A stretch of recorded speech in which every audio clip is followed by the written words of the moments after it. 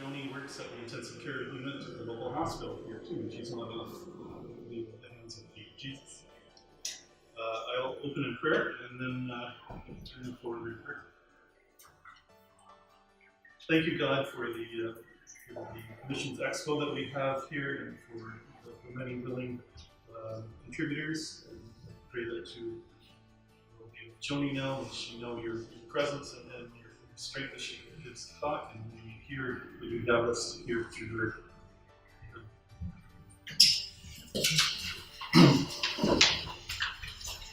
Thank you. I'm just going to say, can everybody see the screen behind me? Not blocking the slides. Okay. I'm also going to say, for whatever reason, this is I'm really nervous. So I just want to say good afternoon to everybody, and thank you so much for coming today. I was invited to talk to you about my journey over the past 8 years. As you heard in the introduction, I'm a DART team member with Samaritan First Canada, and I've been involved in international medical response since 2010. And in short, I've had the amazing privilege of living Isaiah 6:8, which is part of this art piece. Here I am, send me.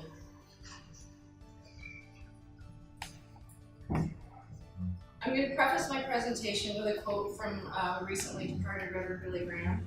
The will of God will not take us where the grace of God cannot sustain us.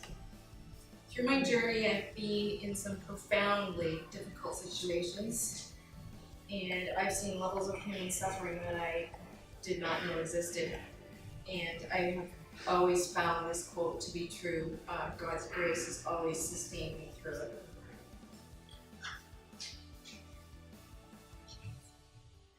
So, today just wake up one day and say, okay, today I'm going to become a disaster medical responder. No. But God had other plans.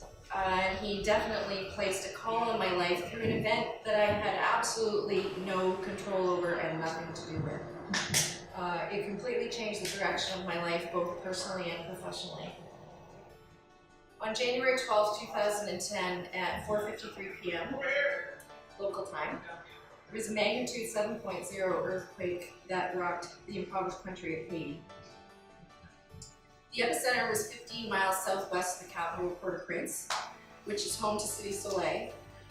Cité Soleil is the largest slum in the North American hemisphere, and also one of the most dangerous. There have been UN stabilization troops in that country and in that city for many, many years just to keep gang activity under control.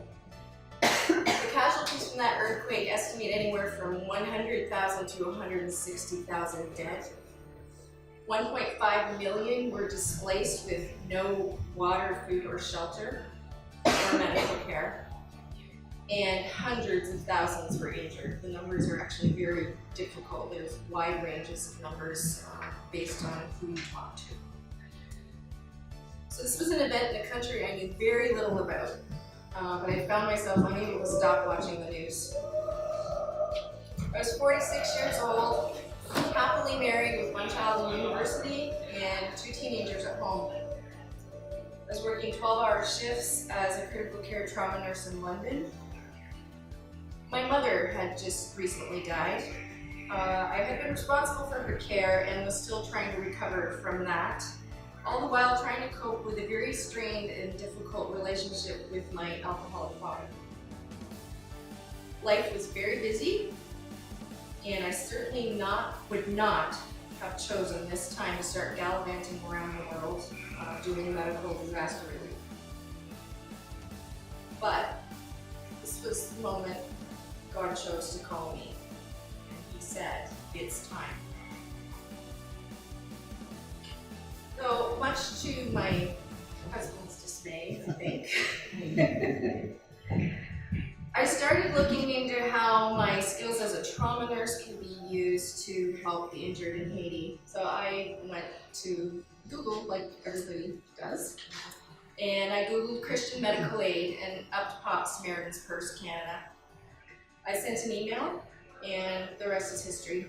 and enter Samaritan's Purse Disaster Assistance Response Team, DART for short. Oops, I forgot to advance my slides, sorry.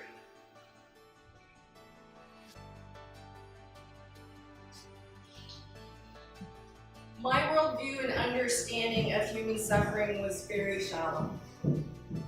It was limited to what I had seen in our first world North American culture. We have clean water, you just turn on a tap. We have a good food supply, just go to the grocery store. We have a roof over our head. Yeah, there's homeless people, but really, how bad can it be?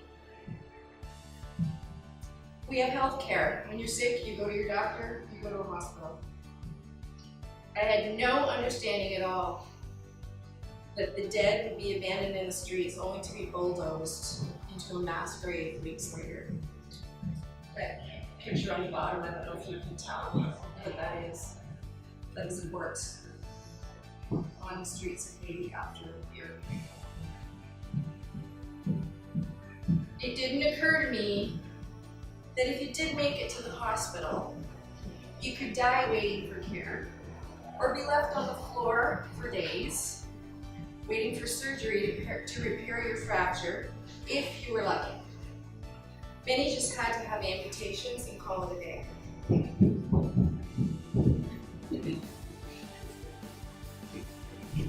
I had no idea that governments could literally collapse in a matter of minutes, leaving the entire population desperate and unable to coordinate even the most basic relief for food, water, shelter, or basic care for the injured. So my first deployment was to Haiti to care for the victims of the earthquake.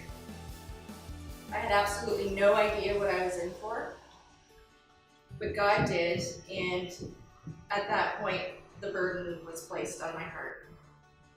My view of humanity changed, and my faith changed. In November 2010, I returned to Haiti as part of medical response to treat and contain the cholera epidemic that had now developed as a result of contamination of the Artibonite River after the earthquake, and that river runs the full length of the country. So basically, the epidemic started in the north and it just ran down the river and went through the whole country. I don't know if my husband remembers this, he probably does. My first call home on that deployment was like my very first night, and I could call home at that point. And I just told him, I'm in hell, please pray. Because that's what it felt like. I returned to Haiti again in February 2011, still fighting the same epidemic, cholera. It's a waterborne disease that can kill you in hours due to severe dehydration. I have never ever seen anything like that in my life. The treatment, however, is very, very simple. It's one dose of antibiotics, IV fluids, and zinc tablets to help your gut heal. But the patients were not getting care. They weren't getting proper care. It took a long time to establish cholera treatment centers and clinics. And without care, thousands were dying. And the Haitian government had no capacity or desire, really, to provide even the most basic of care. So Samaritan's Purse opened and ran 2 large treatment facilities. They ran for months. The death rate in all of the aid groups that had come to Haiti to help fight cholera, the death rate among the clinics was 4%, which doesn't sound like a really huge number. But Samaritan's Purse death rate is less than 2%. And we just called it the God factor because there was no other explanation for it.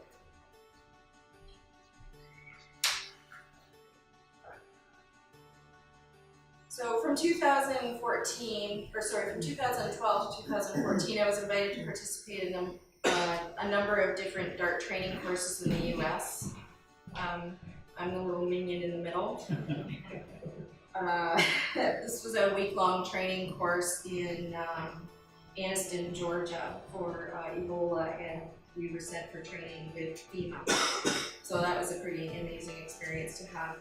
But until taking these courses, I had no formal disaster training. I was just an ICU trauma nurse, and that got me through the initial deployments. The rest was God. So in 2016, there was a significant earthquake in Ecuador.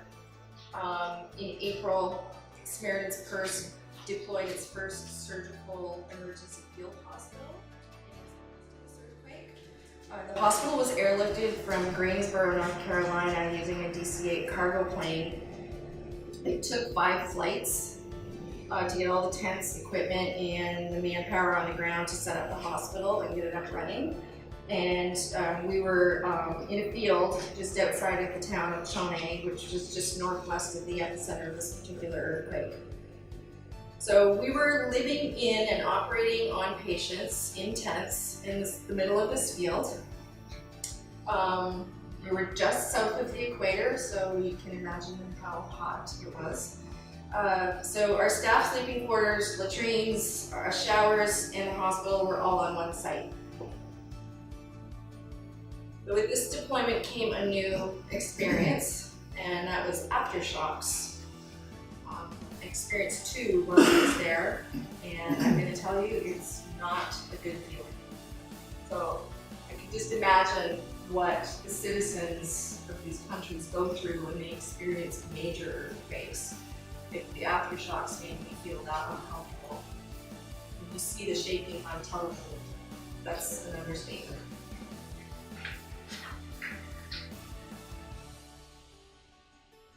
October 2016, the Haitians again were victims of a disaster. They received a direct hit of Hurricane Matthew as a Category 4 storm.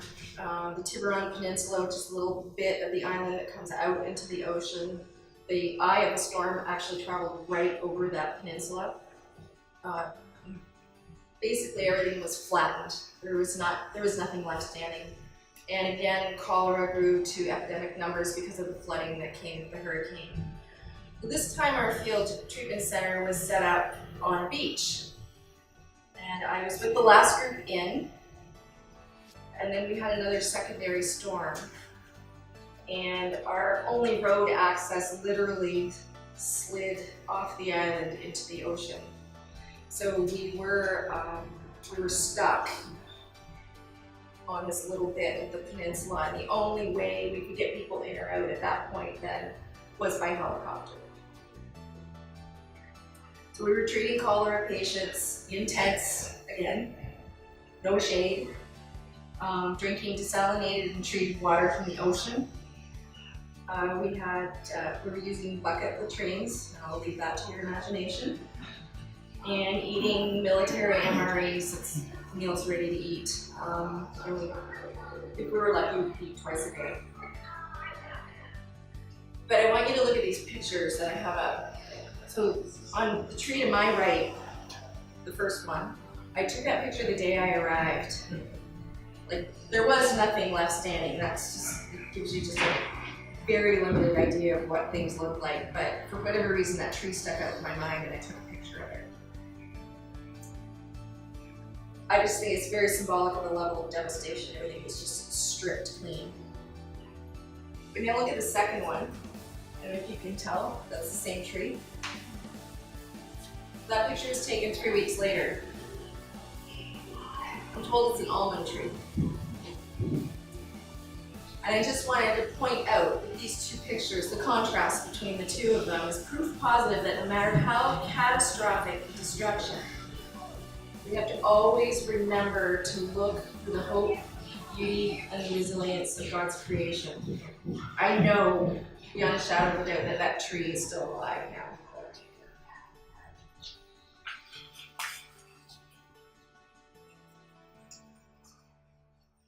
In January 2017, again to the great dismay of my family and my dear husband, I was deployed to Iraq. I was shown a very extreme example of how hope can manifest itself in the presence of darkest evil. I spent a month as a charge nurse Again, Samaritan's purse had an emergency field hospital. This one was twice as big as the one we had in Ecuador. It had been built in Iraq at the request of the World Health Organization. And we were located just outside of the northern city of Mosul, which had been under ISIS control since 2014. The Iraqi army, Kurdish Peshmerga fighters, and allied forces were in the process of liberating Mosul and its civilian population from the ISIS terrorists who were living among them in the city and controlling every aspect of their lives under threat of death. This was an active war zone. The rules of war under the Geneva Convention applied. That means we were mandated to triage and treat all wounded, anyone who came through our doors. It was expected that we would have combatants. We were prepared for that. We had combatants from all sides, and we were prepared for that. What most of us were not prepared for were the civilians. This was a war on humanity.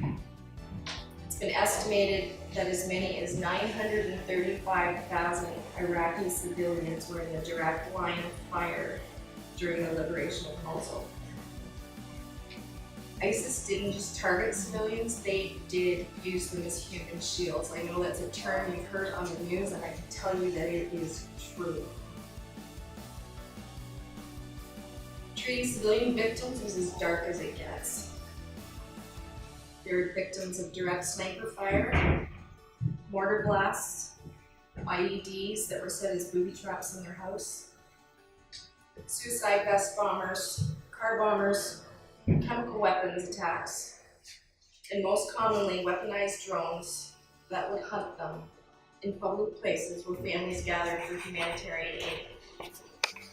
The little girl in this picture, her face is not showing, and that's for security reasons. The upper picture is also her, those are her legs. And what you can't tell in that picture is she's 2 years old. She is a double amputee as a result of the mortar blast. She was literally blown out of her mother's arms.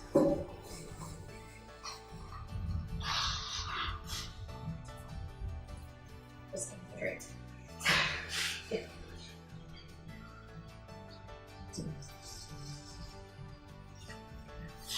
I'm just going to preface this next part.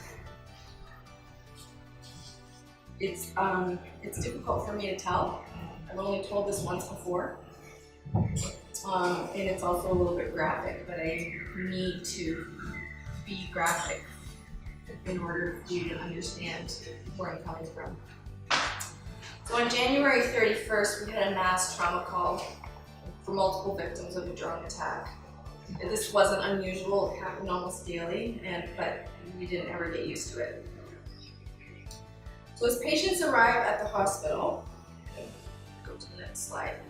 As patients arrive at the hospital, we use a color-coded triage system to determine severity and numbers, just to keep track. Everyone gets a colored ribbon tied around their wrist.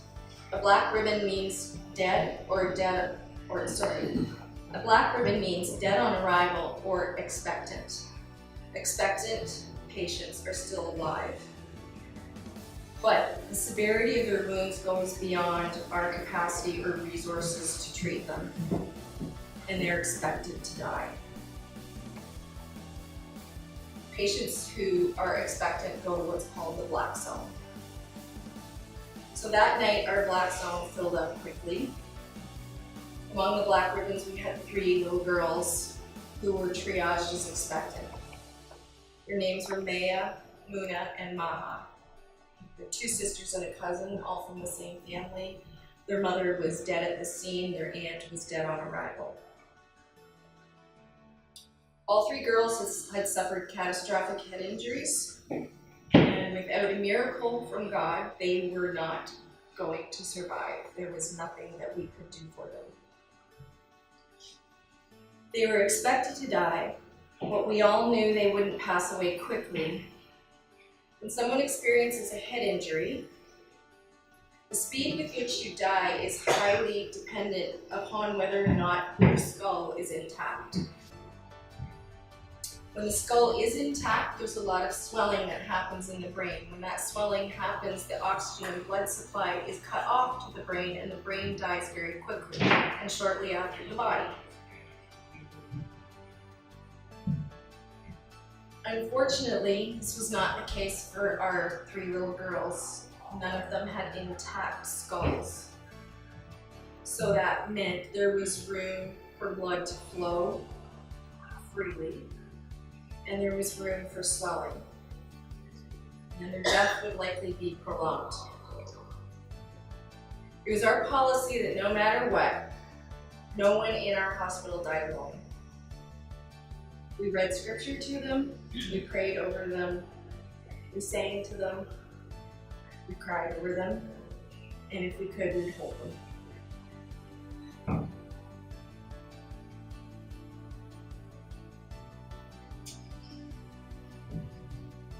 So I was sitting on a chair with the smallest of the girls on my lap.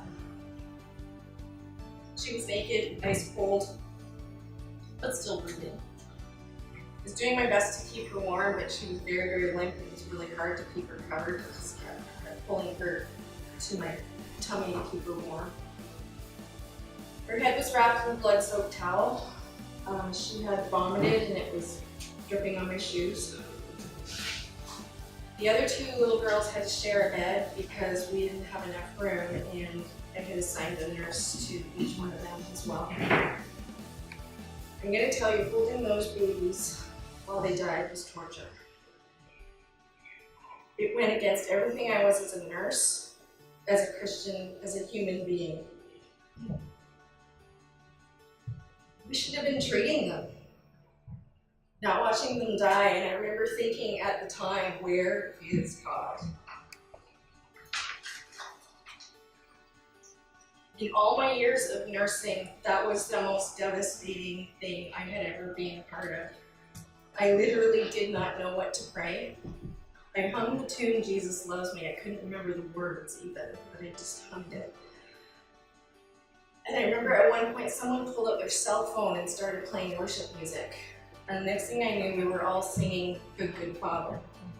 So I can't hear that song the same way now ever again. And I don't cry out of sorrow. It's just, I cry out of joy, and you'll understand in a minute. Other than the singing at the time, I could not hear, I physically couldn't hear anything going on in the chaos around me. We were still in the middle of a mass trauma. There were people running around everywhere. It was loud. It was next to impossible to focus, but in a very brief moment of clarity in my spirit, I heard the words, I have come for these 3 too. Hope was not in our circumstance. That circumstance was doomed. Hope was knowing the simple message that Jesus was born and lived as a perfect man to die for all, including these 3 little Muslim girls. We don't always have the privilege of knowing why God allows things to happen as they do, good or bad. Our situation that night was horrific, but I know beyond a shadow of a doubt that the instant Maya, Luna, and Maha took their last breath, they walked straight into the arms of Jesus. He was waiting for them regardless of the faith of their parents or their culture. They were children. They went straight to him. And when I realized that, I was okay with it. Many of our patients asked us why we were there. Kurdish and Iraqi staff would ask the same questions. Why did we care? Why did we leave our families and the comfort and safety of our Christian homes to offer medical help to Muslims in a tent hospital on the front line of an active war zone? Many patients expressed that they had never experienced such unconditional love. We knew for a fact that some of our patients were enemy combatants. They would be purposely inflicted with minor wounds in order to come to the hospital as spies. we would have to treat them, but we knew that they were spies. We treated them. We treated them the same way we treated everybody. There was no difference. But once inside, they realized that we were different, and they realized that they had been lied to by their ISIS commanders. And I can tell you, there were conversions. That was the power of Christ in Iraq.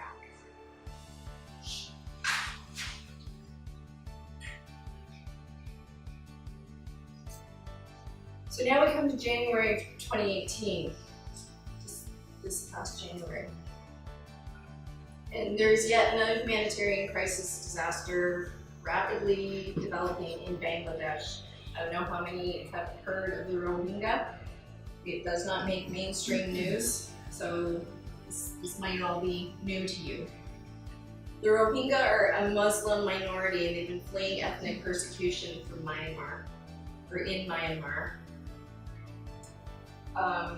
They have been persecuted there for decades, but violence has escalated since the fall of 2017.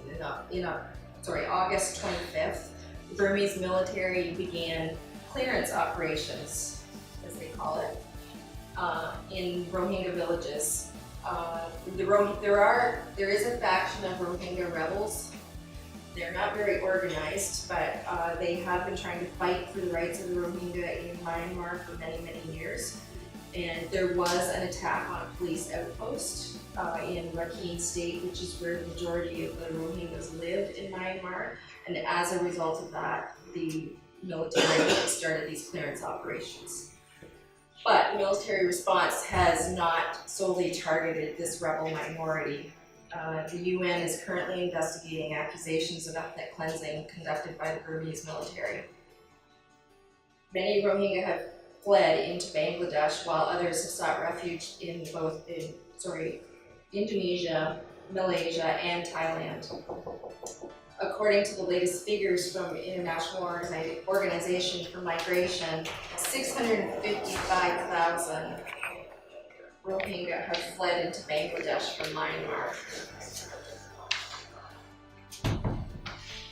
So this picture is a shot that was taken of the Kutupalong refugee camp near Cox's Bazar in Bangladesh.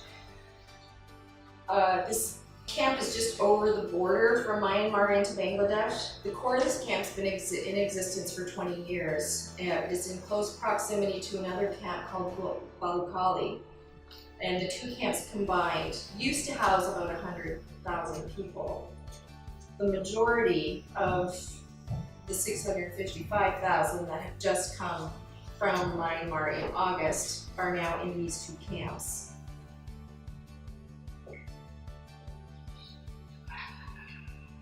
This is now recognized by the World Health Organization and the United Nations as the fastest growing refugee crisis in the world. So to give you an idea of the scope of the crisis, or to put it in numbers that you can kind of relate to, because it gets really overwhelming, I can give you some statistics about population density. So the UN has guidelines for what a population density of a refugee camp should be, how much square space or square footage space a person is supposed to have. So the recommended refugee camp density is 35 square meters of living space per person. That's considered acceptable. In Kutupalong, the square meters of living space is 7.78. In Balukhali, it's 4.47.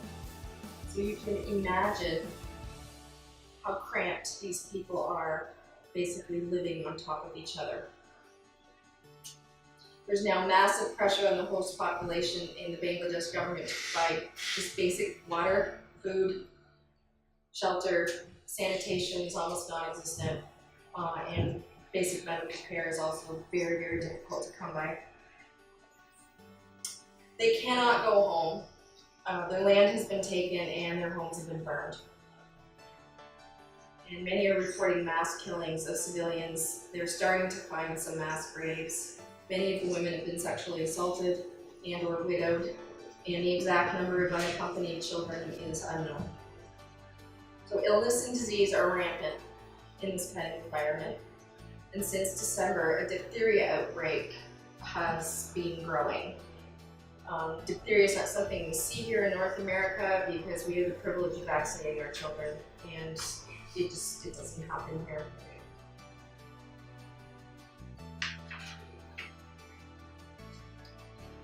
So, Samaritan first opened up a treatment clinic. And again, we're invited by the World Health Organization to help in response to this epidemic. But what is even more miraculous is the fact that Bangladesh is a closed Muslim country. You can't go in there professing Christianity. And yet, here we are, a Christian aid organization. We're treating the sick under the banner of SP. It has a cross in its logo, and a painting of the Good Samaritan in our triage area. So that picture at the bottom is actually painted by a staff member. And it's 3 by 6, and it's painted right in the triage for everybody to see. Within the first 2 weeks of the clinic opening, the World Health Organization and the Bangladeshi Minister of Health had to come and do an inspection. You can't just open a clinic and expect to carry on and nobody cares what you're doing. They come to check. So medically, we passed the inspection with flying colors. But the more exciting part to the day was when the Minister of Health asked, "Who is this Samaritan?" So at that point, if you're asked a question, you are allowed to answer it. So our staff were able to share the parable of the Good Samaritan and explain that we were there not only to treat diphtheria, but also to share the love of Christ. And we're still in the country. During our month there, local news reported there were 9 different aid agencies that were likely going to be asked to leave the country. So it does happen. They will push you out if they don't like what you're doing. I'm just going to explain a little bit about diphtheria so you'll understand the next part. Again, it's not a disease that we deal with here, so most people don't know what it does. It is a bacterial infection. It is easily treated with antibiotics. It mostly affects your airways. It causes very severe swelling in the neck and the throat. It can affect your heart and your kidneys. The other thing that diphtheria does is the bacteria emits a toxin into your body, which gets into your bloodstream. But what this toxin does in your throat is it causes what we call a pseudomembrane to form. So it's like a second skin that forms in your throat and can close off your airway. That membrane you cannot remove it. The only way to treat it is by giving diphtheria antitoxin. Children are especially high risk because they have very small airways, so there's not much time if they develop a pseudomembrane before they will lose their airway and suffocate to death. So obstruction for children is much quicker and very dangerous. Here's my water bottle, sorry. So since opening the treatment center, we have had to expand it to 70 beds. And during my month there, we triaged 2,446 patients, admitted 535, and did 156 diphtheria antitoxin infusions. The case numbers are likely very, very underreported. It's very, very difficult terrain, and significant areas of the camps are not within a distance where they can get to healthcare easily. And it is very likely that many are dying before they even get help. So none of those numbers are registered or recorded. And I mentioned earlier that it was easily treated with the antibiotics. If they need antitoxin, it is a very extensive process that takes a long time to infuse. And we call it DAT for short, so diphtheria antitoxin infusion. The antitoxin is based in a horse serum, so that is a problem, and I will explain that in a few minutes. There's only 5,000 doses available on the planet. It's regulated by the World Health Organization. You have to have special permission to have it. You have to have special permission to give it. It's basically liquid gold when it comes to diphtheria. There's very, very high risk of causing an anaphylactic reaction with the infusion. It's because of this horse serum base that it's in. About 75% of our patients had some sort of reaction or some level of reaction or multiple reactions. They require constant monitoring. It's one-to-one nursing. You cannot leave the bedside while that infusion is running. Basically, you need the antitoxin to survive, but there's a risk that it may kill you while you're receiving it. The last diphtheria epidemic in North America was in 1925. But if you do the math, there's not very many of us alive now, even as healthcare workers, that know how to treat it or know how to run this toxin drip. It does still occur in developing countries and in war-torn countries with very small pockets, and this is definitely epidemic numbers, so we have to get on top of it quickly. As healthcare providers, we were faced with a very steep learning curve when it came to administration of the infusions. The whole process at best, is 5 hours. The average was about 8 hours with a 1 to 2 monitoring period after the fact before they could come out of what we call the DAP tent. You went in that tent and you did not come out. It included patients and staff. We did have cardiac monitors. We actually monitored vital signs at the beginning every 15 minutes. The infusion rates were calculated and monitoring by counting IV drips. If there's any nurses in the room, you know we had to stand and time and count drops. It's basically an ICU procedure, but we did not have the ICU equipment with the exception of the monitors. All staff were trained on site, myself included. I arrived there, did 2 days of training, and then went straight to nights to act as charge and then be the nighttime trainer. We had to train staff on night shift because days was too busy. You couldn't do more than one person at a time.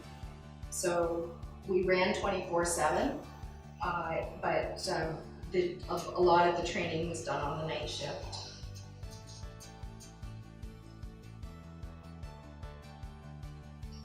Little dolly in this picture, at the very bottom, it says Cookie Monster down there. So this little girl pictured, she was the youngest of 9 children, and she came in, she'd been sick for 3 or 4 days. She hadn't eaten or drank anything. She couldn't even swallow her own saliva. She was close to losing her airway, so she came straight to the DAT tent to receive her infusion. And despite being very sick though, it took a lot of negotiating to get her through to the end. She was quite a feisty little thing. Here's a button. I had to promise her cookies at the end. That was the test as to whether or not they had passed their infusion, as to whether they wanted to eat right after. Because they would immediately, that's how quickly this stuff works. Because as soon as it was done, they were sitting up, they wanted to eat. So for her, I asked her what she was going to want to eat, and she said cookies. So she wanted them right away, and that was not going to happen. So she's holding, I don't know if you can tell in the picture, she's holding a package of cookies in her hand, probably for about the last 2 hours of the infusion. I gave her the cookies earlier, telling her she couldn't open them, but she just held on to them. I'm going to tell you that giving her those cookies was probably one of the best things I've done. Do you have a translator, or long do they speak time. English? Translator. No, definitely translator. So this is Cookie Monster after her all clear to go ahead and eat. So 8 hours before, she could not swallow her own saliva. And I'll tell you, she scarfed down those cookies like nothing. And then she ate her mother's dinner. So, yeah. She went home 2 days later, perfectly fine. The little girl with the orange balloon, she's 6 years old. Her name's Noor. She was also extremely, extremely sick when she came in. She was very listless. She would make eye contact with anybody.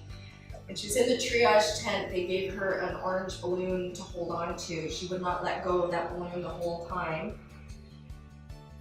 30 minutes after her, and she had multiple reactions, that child. I've never seen hives like that in my life, but anyway, multiple reactions. She had airway problems. 30 minutes after her infusion was over, she let us blow up the balloon and then demanded to have another one to do herself. So that's that picture. Her playing with her balloons, but I could not even get this child to look at me. She couldn't make eye contact, nothing. So, again, multiple times the guardians of these children asked us who we were, where we come from, why were we there. They were getting accustomed to seeing aid workers. Most of them had never seen a white person before, but they were starting to get used to seeing us.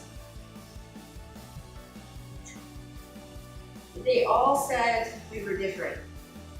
They felt loved, and they were amazed that we actually wanted to hear their stories. Some of their stories were horrific, and they were willing to talk. They would talk to you if you asked them. They said that they would pray for us. That's how thankful they were to have a place like the Samaritan's First Clinic to come to. We took that as an opportunity to tell them that we love them because Jesus loves them. That we see them, Jesus sees them, and God has not forgotten them in their suffering.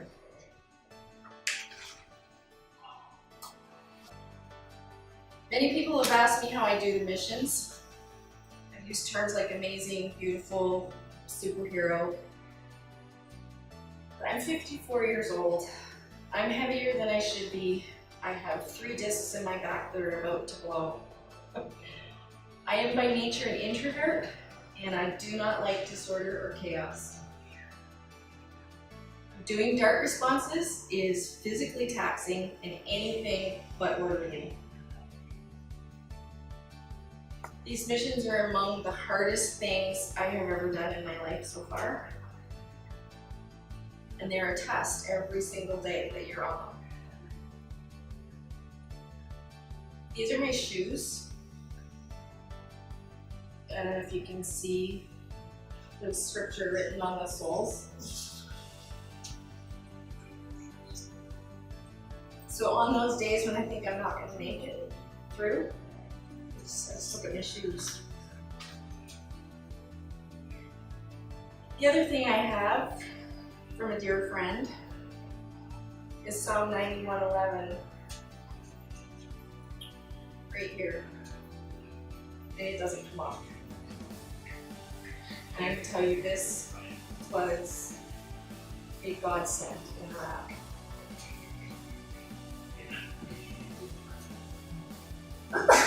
It's a constant reminder of God's grace and protection.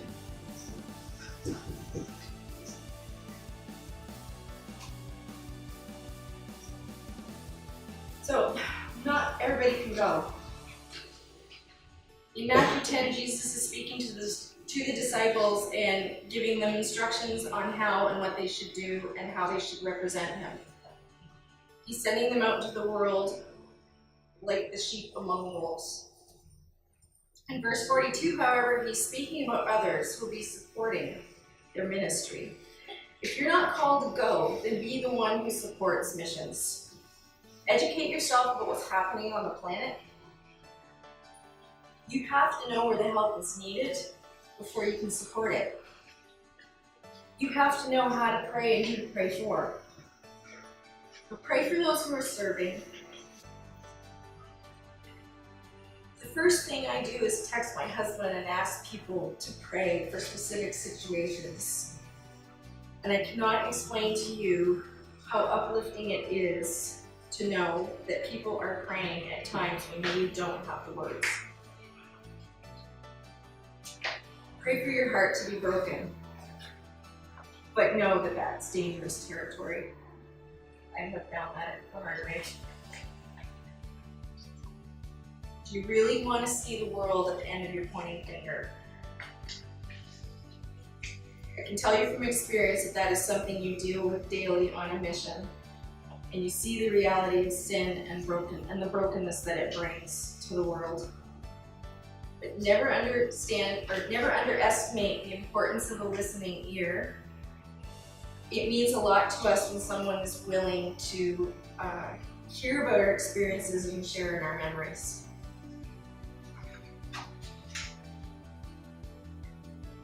This is always my last slide. You can't really tell from the picture the size of it, but this is painted on the inside of a 12-foot glass wall in the hospital in Iraq. Those huge bold letters, it's like top to bottom 12 feet. It's on a concrete wall in the middle of a war zone, and it declares the hope we have in Jesus. It's our desire to shine His light no matter how deep the darkness. And for me personally, that's the reason for missions. So that all may see His light and be saved. I'm just going to put up one last slide. If anybody wants any extra information about Samaritan's Purse, their projects, or how to get involved in DART, there's a couple of websites. But if you guys have any questions, I'll be happy to answer them. I don't know how I am for time. Oh, perfect. Okay, I did not stray too far because I really didn't time this out. So those are just websites if you know, or if you know anybody who might be interested in doing this kind of work, or if you want to support any projects, then you can go to those websites. Is there anyone who has any questions? I'll answer just about everything, and if I can't, I'll tell you why, or that I can't. So do you get called like on short notice, or how does this work? Yes. So for disaster response team, you do get called on short notice. Some people can. It is strictly volunteer though. You don't have to say yes. A lot of us have other jobs. And there are some who can go like within 24, 48 hours, 72 hours. And some who can't. But when they do a DART response, it's usually 8 weeks to 16 weeks. So there's always opportunity to go a little bit later if you need to sort of arrange your schedule for that. But that's usually how it works. But there is always a kind of first boots on the ground team that goes in. So those people need to be able to go at the drop of a hat. But there's a few of them. But there's opportunity. So your employer doesn't have a problem with you taking off? Not so far. No. Anybody else? Sorry, a little personal question. No. Is this your vacation time, or do they just give you time off at the hospital? You can use vacation, or you take it as it's unpaid leave. Yeah. Depends on where you work and how your contract works with your employer about taking vacation. But for me, I work regular part-time, so I don't technically get vacation paid. So it's just taken as an unpaid leave of absence. Do they only have, like, RNs can only volunteer, or do they take PSWs or PNs? No, Just RNs. You need to be an RN, just because they do work to a skeleton staff, and you need to have recent clinical experience, in-hospital clinical experience, but it's mostly physicians, RNs, nurse practitioners, but very recently, they are looking at having EMS as well. But that's just starting now. So they'll have EMS people on the roster as well. Where do supplies come from? Anywhere you can get them. For the most part, when it comes to medications, the drugs have to usually come from within country. That you're dealing with international law and movement of medications across borders. That's usually part of the deal that has to be made between the Samaritan's purse and the in-country Minister of Health. You cannot go in without an invitation from their Ministry of Health. You can't just go show up. You'll get turned back. But that's all negotiated. That's way above my pay level or my level. But they negotiate those things with the local Ministry of Health, whether initially when we have to bring the sort of the first round of supplies in, we do bring stuff from the US, but the drugs have to be bought in country. And you don't get to use what you will be accustomed to here in North America. You make do with a lot less. Same thing with your supplies. The quality of your supplies that you're then buying in country. Remember, you're probably in a third world country situation. So what you're getting for supplies is nowhere near what we have here. I always experience reverse culture shock when I come back and I go to work and go, oh, we have garbage cans, or oh, we have this kind of IV tubing, or this medication is available, where you have to learn to make do without. So it can be a challenge. You have to go in expecting to be in what we call a resource poor environment.